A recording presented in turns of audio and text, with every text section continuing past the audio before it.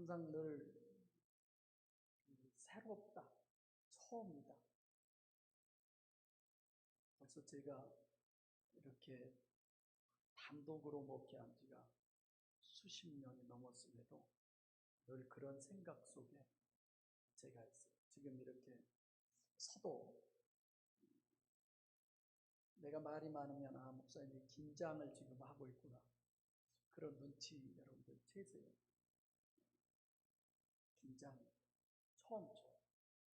여러분들도 이렇게 예배 드리러 오시면 그러시지 않나 이런 생각이 듭니다.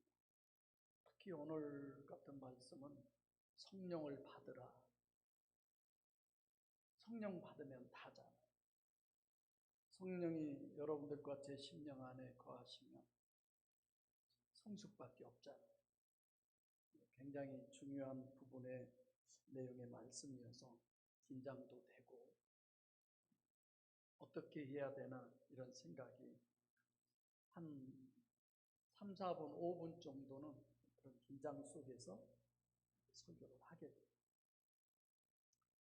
자, 성경의 가장 근본 문제는 하나님에 대해서, 다음은 사람에 대해서. 그러니까 특별히 예수 그리스도와 사람에 대해서. 뭐에 그 사람에 대한, 예수님에 대한 부분에 뭘 얘기하는 거냐, 뭐가 근본이라는 거냐, 그런 거 있잖아요. 예수 그리스도나 사람이나 단일체냐 아니면 이중체냐, 이게 굉장히 중요한 내용의 이야기입니다. 단일체라는 것과 이중체라고 하는 것은 천지 차이가 되는 거죠. 즉 단일체라고 하는 것은 육신이 다라는 거예요. 영이 없는, 육이 다다. 그래서 지금 예수님의 장사와 부활에 대해서 계속 말씀을 전하고 있는데, 성경에도 보면 그 장사 지내는 과정, 부활의 과정, 승천하고 다시 이제 사도행전에 가서 보혜사로 우리에게 오시는 그 역사가 이렇게 다 기록되어 있는데, 예수님 같은 부분은 장사를 지내서 육체가 죽었지만 이중체이기 때문에, 다시 말하면 그 육체 안에 영이 있기 때문에, 하나님의 영이 있기 때문에 여전히 살아계시다. 이것을 성경적으로 우리에게 설명하는 것이 성경적 방법이에요. 그래서 구약에서도 봐보면 죽었잖아요. 무덤 속에 장사 지냈잖아요. 그럼에도 불구하고 맷새를 향수하였더라, 잠들었더라, 이렇게 표현을 하고 있어요. 그러니까 부활도 마찬가지죠. 만약에 단일체로 돌아가셨으면, 단일체로 도로 살아나면 간단해요. 나사로가 무덤에서 나오는 것처럼 예수님께서 천사가 돌문을 옮겼더니 뚜벅뚜벅 걸어 나오셨다. 그거 왜 살았다는 거 왜 할 말이 뭐가 더 있겠어요? 근데 그게 아니잖아요. 막달라 마리아가 가보니까 빈 무덤이라고 그랬어요. 그리고 그 안에 세마포만 놓여 있더라. 그리고 막달라 마리아가 무덤 속을 들여다봤더니 두 천사가 있더라. 또 돌아서 보니까 부활하신 예수님이 동산지기로 현현하셨더라. 동산지기로 알고 있다가 부활하신 주님이 마리아라고 부르니까 그제서야 주님을 알아보고 납비어가 바로 메시아죠. 공생애 때 사역하셨던 메시아인 줄 알았더라. 이게 요한복음 19장 38절의 결론이죠. 그래서 부활하신 주님은 맨 첫 번째 요한복음 20장 1절로 18절에 누구에게 나타나셨어요? 막달라 마리아. 그리고 두 번째로는 제자들에게 보이셨어요. 그리고 세 번째로는 도마가 없을 때 제자들에게 보였어요. 그렇죠? 그러다가 다시 도마가 있을 때 또 제자들에게 보이셨어요. 그리고 네 번째로는 디베랴 바닷가에서 제자들이 고기 잡고 있는 그 바닷가에 예수님이 가셔서 먹을 생선도 구워놓고 다 준비하고, 그래서 예수님이 부활하셔서 보이셨죠. 근데 오늘 본문은 두 번째, 도마가 있을 때가 세 번째니까, 그러니까 요한복음 21장 네 번째라고 해야 되는데, 굳이 요한복음 21장의 현현을 세 번째로 그렇게 얘기하고 있습니다. 그러니까 이거 잠깐 짚고 넘어가려고 하는 내용은 뭐냐면, 우리가 오늘 본문이 예수님의 부활하시는 계시하는 게 첫 번째다, 이렇게 지금 얘기를 하고 있는데, 제자들에게 현현하셔서 못자국과 옆구리의 창자국을 지금 보여주시죠. 제자들이 예수를 보고 부활하심을 믿고 기뻐했어요. 그러면 아까 제가 얘기했던 막달라 마리아에게 맨 처음에 보이셨던 19장 1절로 18절은 첫 번째로 계시하는 그 부분은 부활로 얘기가 아니라 막달라 마리아에게는 예수님이 부활하신 것에 대한 신학적인 의미만을 부여해 준 거죠. 우리가 보면 거기가 첫 번째인 것 같아요. 그러니까 첫 번째로 계시했던 그 부분은 왜 성경은 그것을 첫 번째 부활하셔서 보이셨다고 얘기하지 않느냐면, 신학적인 정립이지 계시의 목적이 아니라, 계시와 신학적인 걸 여러분들에게 따로 지금 제가 설명을 해드리려고 합니다. 그래서 막달라 마리아의 역할은 18절까지만이 막달라 마리아의 역할이죠. 그래서 진짜 부활의 신학은 뭘 얘기하려고 그러느냐, 그래서 부활이 정립해 주고자 하는 목적, 이걸 오늘은 좀 얘기를 나누려고 합니다. 근데 부활 계시의 목적이 뭐냐? 부활은 온 세상에 전해요. 막달라 마리아가 부활하신 예수님을 보고 막달라 마리아는 누구에게 전했어요? 부활의 예수를 제자들에게. 그리고 끝나요. 근데 지금 다시 부활에 대한 실질적인 목적은 뭘 얘기하느냐면 온 세상에 전해야 돼요. 여러분, 성경에 보면 여자에게 사명을 주시질 않아요. 그 여자라고 하는 의미를 잘못 해석하다 보니까 어떤 교단들은, 그리고 처음에는 모두가 다 교회에서 여성분들에게 직분을 주지 않았잖아요. 목사 안수는 더더욱. 지금도 우리 부근의 어느 한 신학교는 여자분들에게는 목사 안수를 주지 않아요. 성경에도 그러니까 사명을 주지 않았다고 그래요. 그래서 예수 그리스도의 부활을 전할 사람은 여자가 아니에요. 누구예요? 본문에서 제자들이에요. 지금 여러분들 여자를 얘기하는 거 아닙니다. 마태복음 28장 18절 20절을 봐도 너희는 가서 모든 족속으로 제자를 삼아 아버지와 아들과 성령의 이름으로 침례를 주고 내가 너희에게 분부한 모든 것을 가르쳐 지키게 하라. 이 대상이 누구예요? 지금 제자들이다. 여자가 아니죠. 또 사도행전 1장 8절도 마찬가지예요. 오직 성령이 너희에게 임하시면 너희가 권능을 받고 예루살렘과 온 유대와 사마리아 땅 끝까지 이르러 내 증인이 되리라. 여기도 대상이 누구예요? 제자들. 그러니까 부활의 목적은 주님이 이 땅에 오신 목적 자체가 디모데전서 2장 4절 말씀처럼 모든 사람이 구원받기를 원하시는 거예요. 구원에 이르기를 원하시는 거예요. 근데 그 모든 사람에게 부활이요 복음을 전할 사명은 누구에게 주셨다? 제자들에게 주셨다. 오늘 본문의 이것이 핵심이에요. 그래서 이 본문이 시작이 이래요. 이날 곧 안식 후 첫날 저녁 때에, 좀 번거롭죠. 이날 곧 안식 후 첫날 저녁 때에 1절부터 18절의 신학을 지금 전제로 이제 시작을 해라, 이런 것으로 가는 거죠. 예를 들면 안식 후 첫날이라든지 저녁 때라든지 한마디만 해도 되는데, 좀 이렇게 우리가 보면 좀 매끄럽지 않게 이렇게 하는 부분들은 뭐냐, 굉장히 강조를 하는 거죠. 그러니까 신학적으로 다 완벽하게 18절까지 다 전했다는 거죠. 누가? 막달라 마리아가. 그것이 이제 저녁 때까지 자세히 전하는 거예요.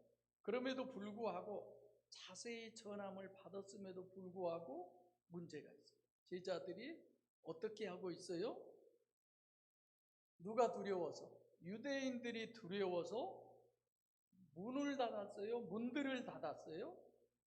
문들을 닫았다라고 했어요.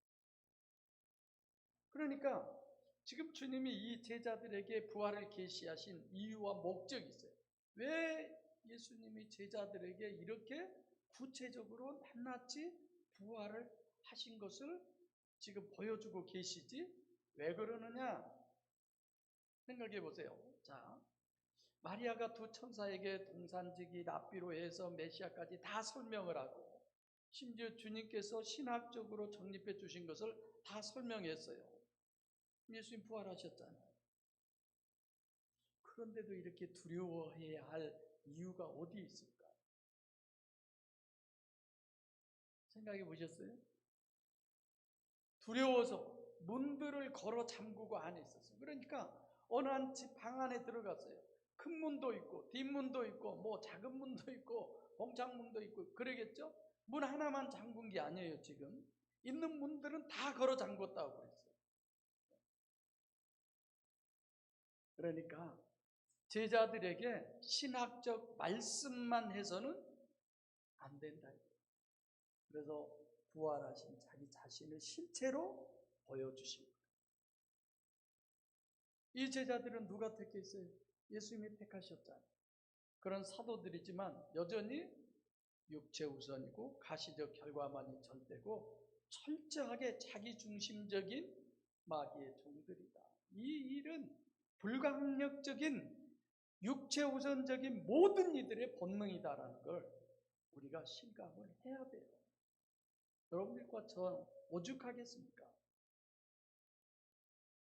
제자들에게 아무리 신학적으로 정립을 해주고 3년 6개월 동안 아무리 설명을 다 해주고 보고 듣고 경험하고, 근데 그게 실제적 믿음이 돼요? 안 돼요?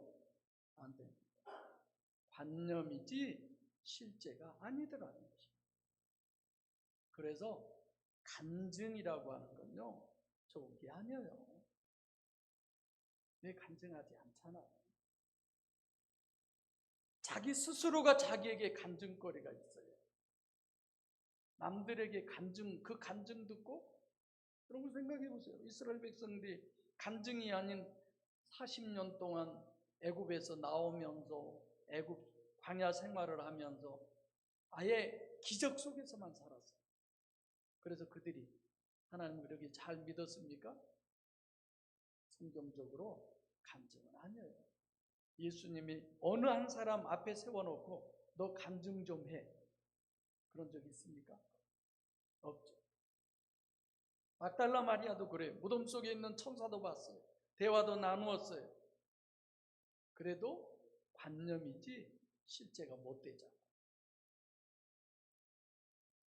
저는 늘 우리 교회가, 이 교회의 모든 이들이 천국 가기를 원합니다. 제 목회 목적도 단 그거 하나죠. 그런데 그게 쉽냐?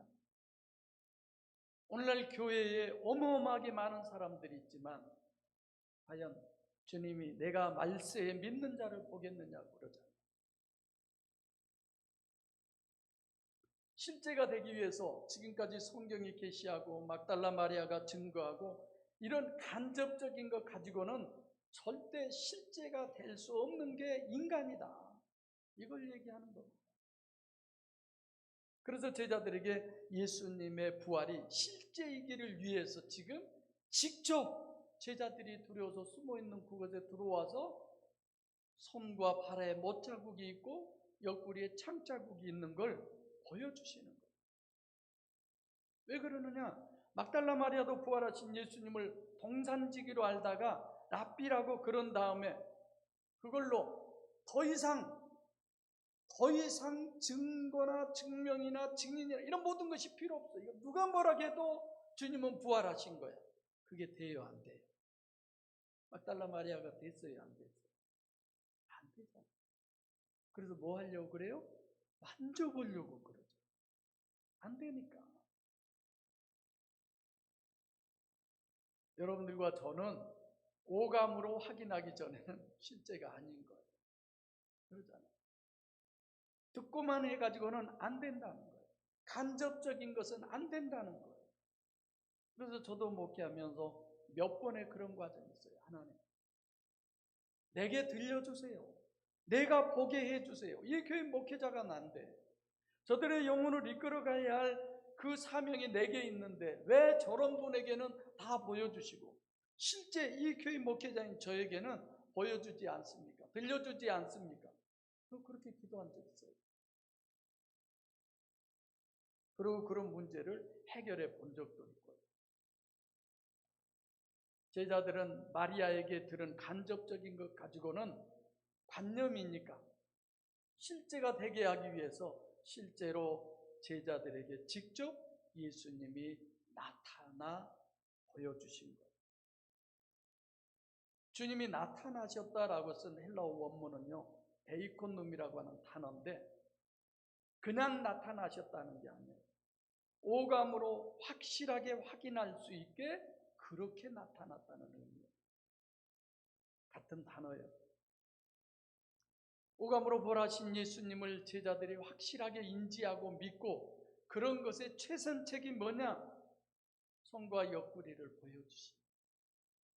그러지 않으면 또 안 되니까. 만약에 같은 모습으로 부활하셨다 그러면 뭐 굳이 이럴 필요도 없잖아요. 그래서 먼저 신학적으로 예비하지 않으면 안 되는 이유는 전혀 다른 모습으로 부활하셨기 때문에.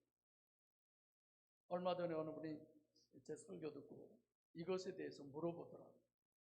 다른 모습으로 예수님이 부활하셨다고요? 그래서 아니 원래 살아생전에 그 모습으로 부활하셨으면 이럴 수 있나? 하나하나 다 얘기를 해봤어요. 그 목사님 한 번도 그 생각을 안 해봤어요. 그럼 마가복음 16장 12절 여기 안 읽어보셨어요? 이거 이때만 다른 모습으로 나타났다고 그렇게 생각을 했다는 거예요. 그러지 않잖아요. 다른 모습으로 부활하신 분은 완전한 부활하신 예수님으로 제자들이 인지할 수 있도록 예수님이 십자가에 못 박히실 때 여러분 제자들이 다 봤다고 생각하세요? 전혀 안 봤다고 생각하세요. 저는 봤다고 봐요. 성경에는 사도 요한만 기록하고 있지만 다른 제자들도 다 그래서 손과 발에 옆구리 창자 그들은 다 알고 있었다. 그래서 부활하신 예수님을 전혀 다른 모습이지만 믿을 수밖에 없는 그런 방법으로 아주 오감으로도 충분히 인지하고 인식할 수 있도록 그것이 지금 못자국과 창자 이렇게 보여주시는 것입니다. 자, 대부분 이 본문을 설교할 때 우리 서관사님이나 이런 분들은 내 죄 때문에야 얼마나 그 못자국 때문에 아프셨어요. 창자국 물 한 방울 피 한 방울 남기지 않고 다 쏟으시고 자 이런 쪽의 설교로 많이 들으셨죠. 제가 방향을 어느 다른 데서 지금 하고 있어요. 지금 예수님은 네 죄 때문에 내가 이 고통을 당하는 걸 네가 좀 알아줘. 그리고 이제는 나를 위해서 네 삶이 이런 걸 요구하는 것이 아니라 실제로 부활하신 하나님이 실제냐 아니냐를 우리에게 증명해 주는 거예요. 그리고 그 하나님이 내 안에 오시면 내가 어떤 인지하고 인식하고 감화받아서 하는 그거는 비교도 할 수 없는 그 성령의 열매가 우리에게 맺혀지게 되는 것입니다. 본문의 제자들이 유대인들이 두려워서 문을 닫았다. 문들을 닫았다. 단순히 닫았다는 얘기가 아니에요. 잠궈버렸다. 이런 뜻이에요. 문들 있잖아요.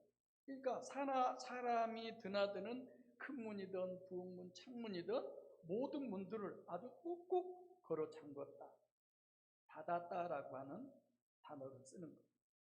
그래서 부활하신 예수님이 손과 옆구리에 자국이 있는 물리적 실체임을에도 불구하고 예수님이 여기를 오셨을 때 어떻게 또 오셨어요? 그냥 투과했다고 그랬어요. 문을 열어주지도 않았는데 갑자기 짠 하고 안에 나타나십니다. 영성 세미나 때 제가 많이 했던 거라 많은 설명을 하지 않겠습니다만은 여러분 생각해 보세요. 문제가 되는 것은 이런 본문을 볼 때에 우리는 영은 다 그래 뭐 이렇게 생각할는지 모르지만 어떻게 물리적인 실체인 손과 옆구리를 보이신 공간적 존재인 주님이 벽을 투과해서 들어올 수 있냐? 도저히 있을 수 없는 일이잖아요.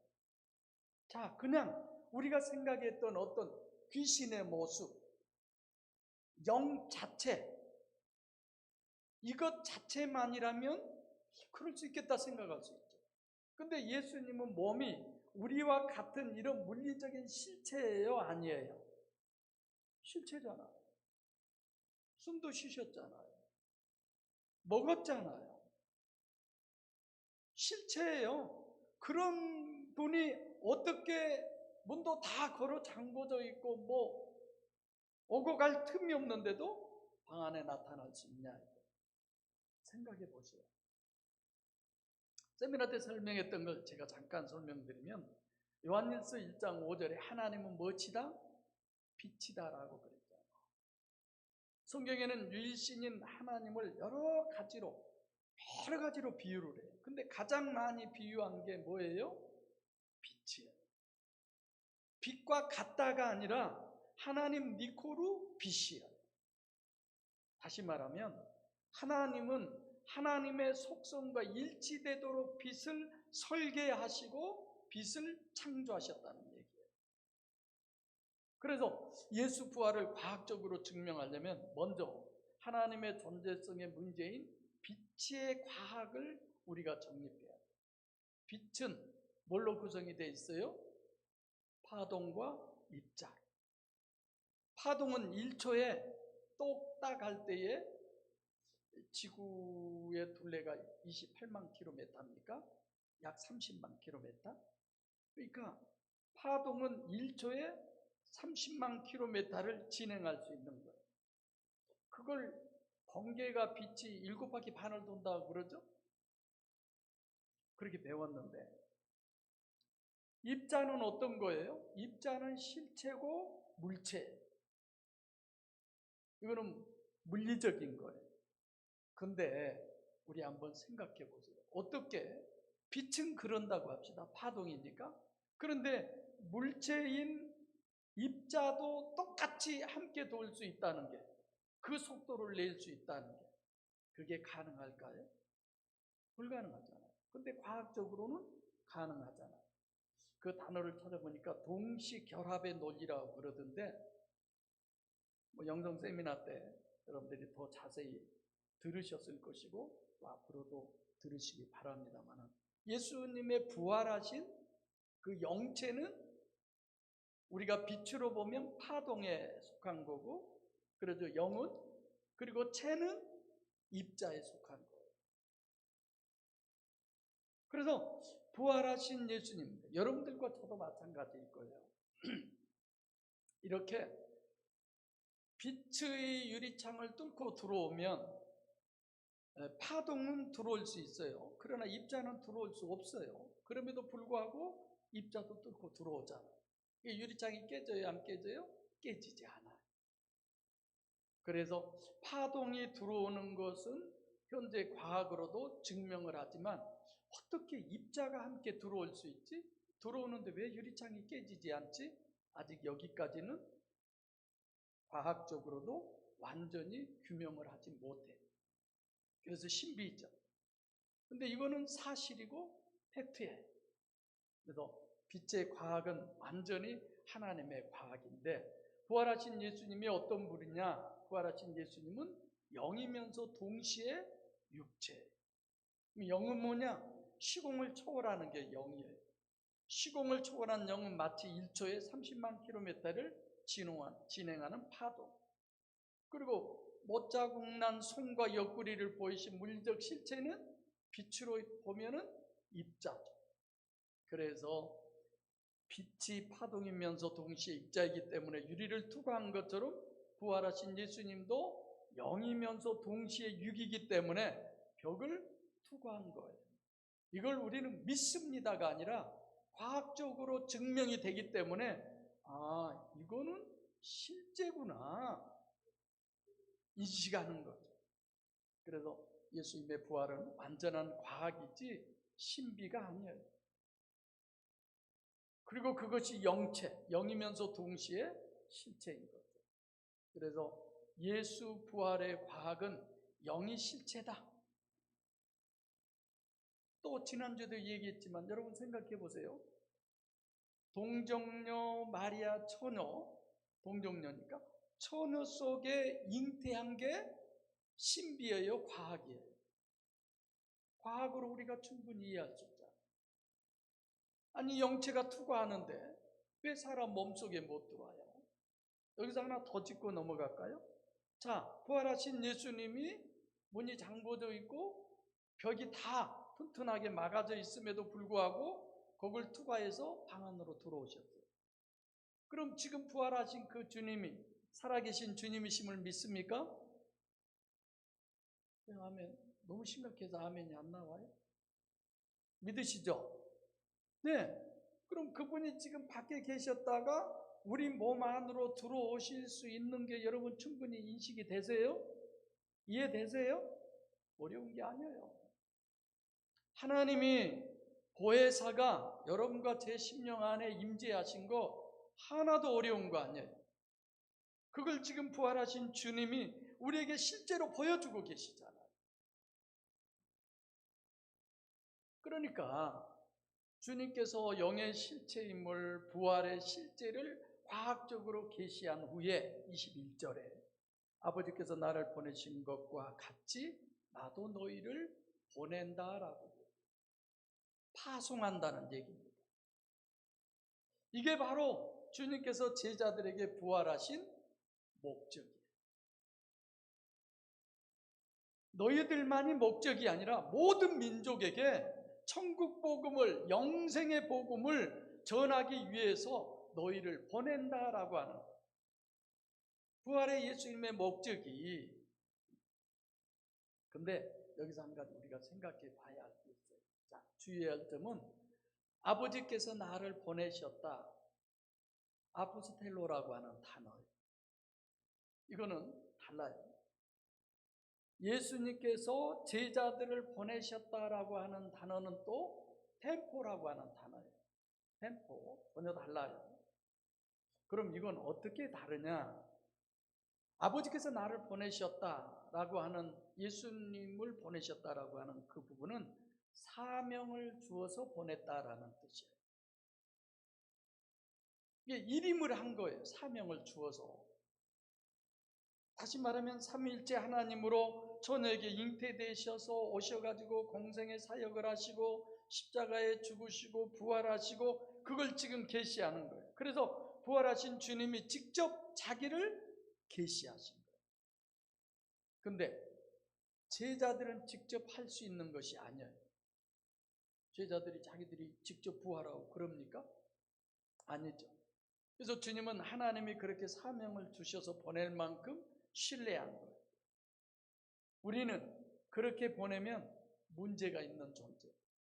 어떤 거예요?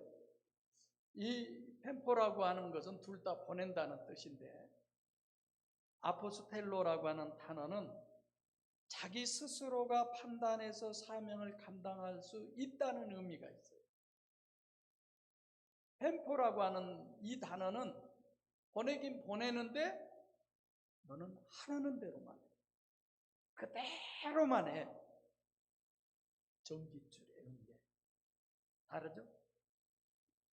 괜히 네가 아이디어를 내서 뭐 지혜를 모아서 그렇게 하지 마. 그냥 그대로만 해. 이런 거죠. 그래서 1절부터 18절까지 부활 신학을 정립해 주시고 본문에서 예수 부활을 직접 이제 계시하시고, 그리고 제자들에게는 그대로만 전해. 이렇게 얘기하는 거예요.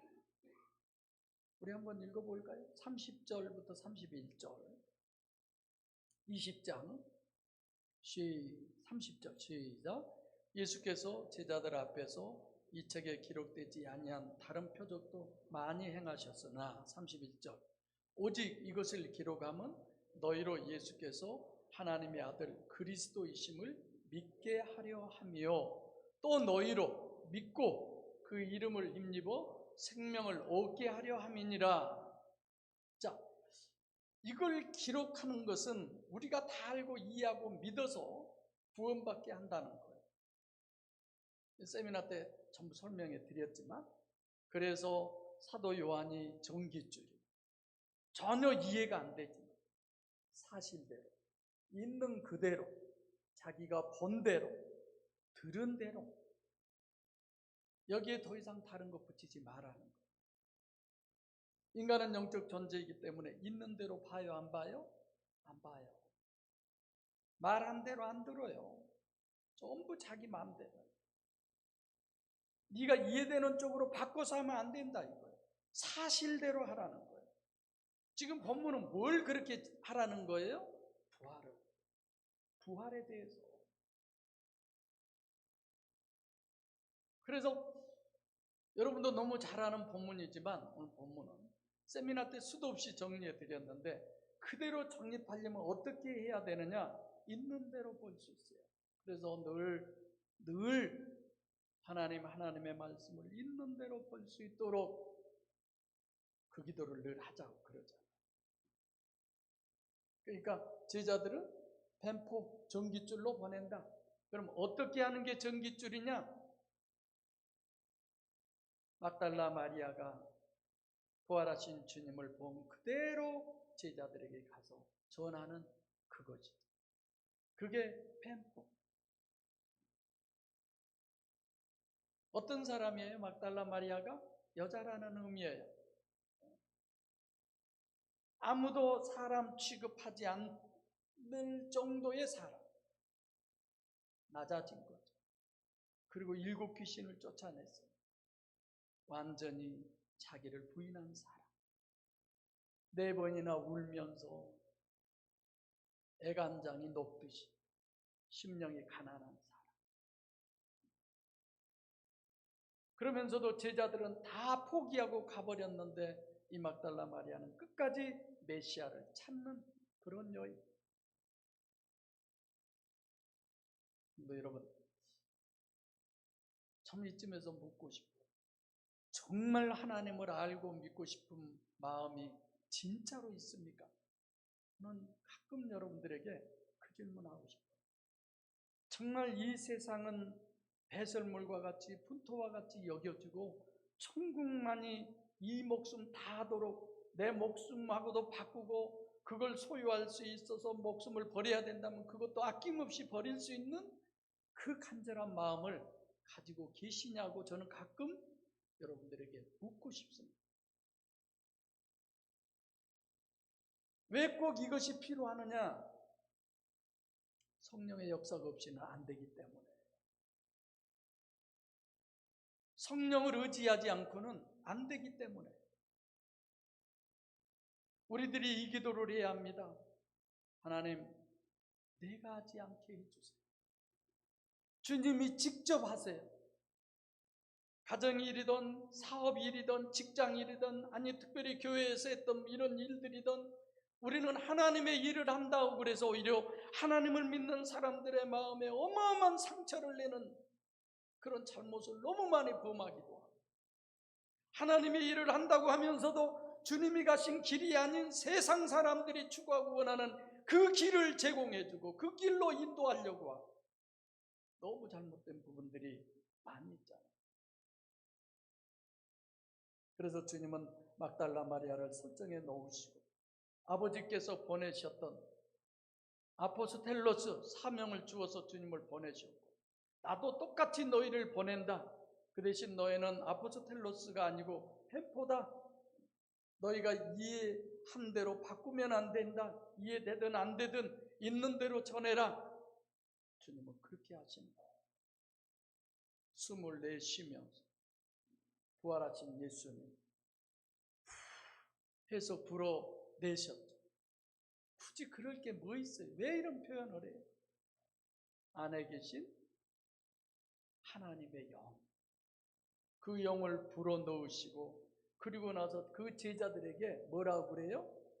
성령을 받으라고 그러죠. 그 영을 받으라고 그러잖아요. 창세기 2장 7절에는 진흙으로 사람을 지으시고 일방적으로 불어넣으셨어요. 생기를. 근데 지금 부활하신 주님은 후 불어내으시고 우리한테 뭘 하라고 그래요? 성령을 받으라고 그러죠. 인격적 관계이기 때문에. 사랑하는 성도 여러분, 부활하신 예수님이 실체요, 실체로 지금 계시하십니다. 그래서 지난번 설교 때에도 우리가 황금마차를 타고 그거 타야 천국 간다, 성령을 제가 그렇게 표현을 했어요.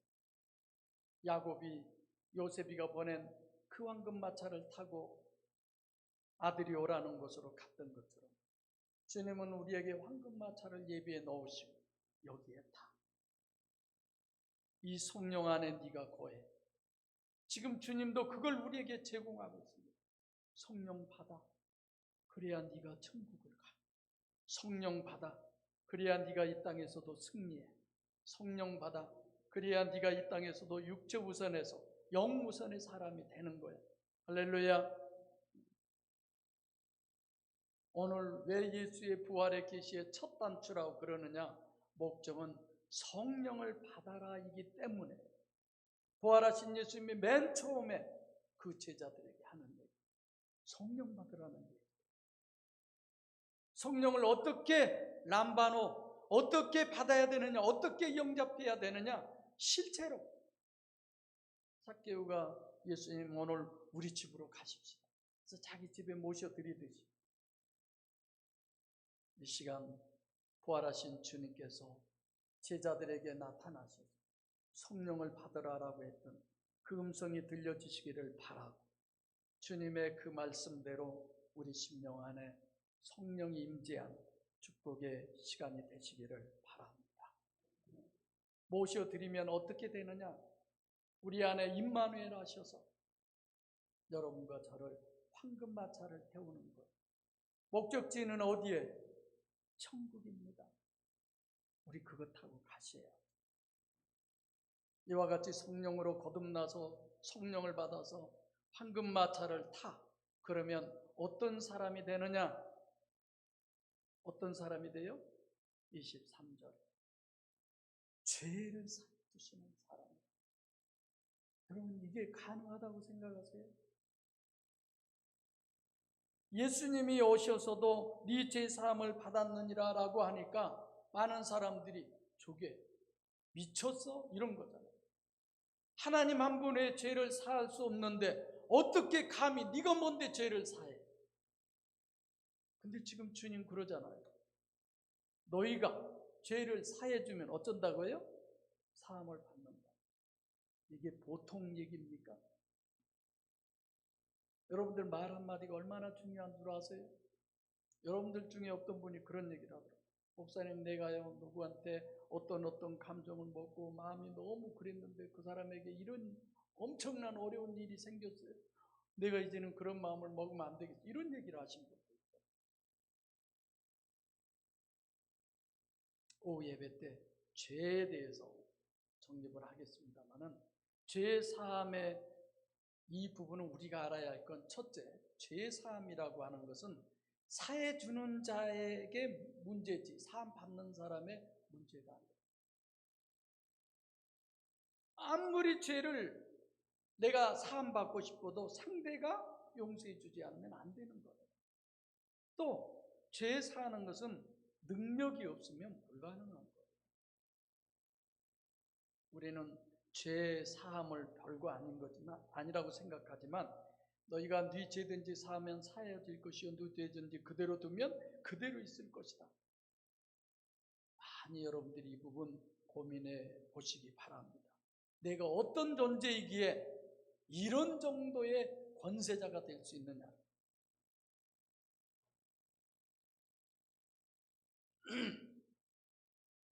유대인들이 그러잖아요. 하나님 한 분 외에 누가 죄를 사하느냐? 하나님만이 죄를 사할 수 있다. 여러분들과 제가 오늘 본문이 얘기하기를 성령으로 거듭나면, 성령을 영접하면, 네 죄든지 사하면 그 죄가 사함받는다는 거예요. 할렐루야. 심각하게 생각하세요. 보통 문제가 아니잖아요. 그래서 예수님께서 그렇게 얘기하죠. 내가 이 반석 위에 내 교회를 세우리. 그 반석이 뭐예요? 페트라예요. 그 반석이 뭐예요? 보혜사 성령 하나님. 여러분들과 제 심령 안에 보혜사 성령 하나님이 임재하시고 다른 사람의 죄도 사해 줄 수 있는 권세가 있어요. 내 안에 누가? 하나님. 사랑하는 성도 여러분, 구원의 길은 하나밖에 없습니다. 내가 성령을 영접해야 되는 거예요. 실질적으로 황금마차가 성령이 내 안에 들어오셔야 돼요. 그래야 이 땅에서도 성령의 능력으로 세상이 감당할 수 없는 승리의 삶을 살 수 있고, 끝내는 천국에 가서 주님과 함께 영원히 천국의 영광을 누리는 하나님의 가족이 되는 거예요. 이를 위해서 이 마지막 때 하나님은 여러분과 저를 선택하셨어요. 끝내 여기에 있는 우리 모든 사람들 한 사람도 나고자가 없이 다 성령 받아서 이 땅에서도 승리의 삶을 사시다가 천국 종착역에 도착하셔서 주님과 함께 영원토록 영광을 누리는 우리 모두가 되시기를 간절히 소원합니다. 기도하겠습니다.